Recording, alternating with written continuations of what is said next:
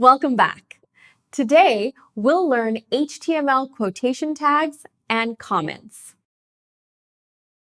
Let's begin with the blockquote tag for long quotations.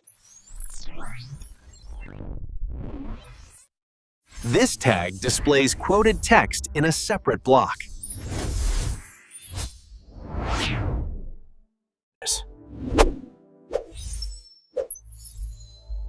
Now, the Q tag is used for short quotations.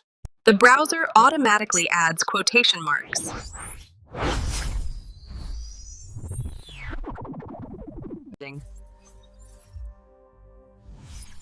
We use the abbr tag to define abbreviations.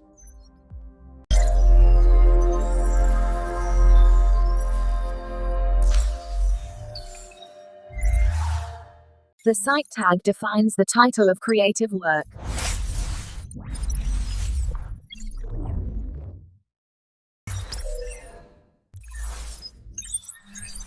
And the BDO tag changes the text direction.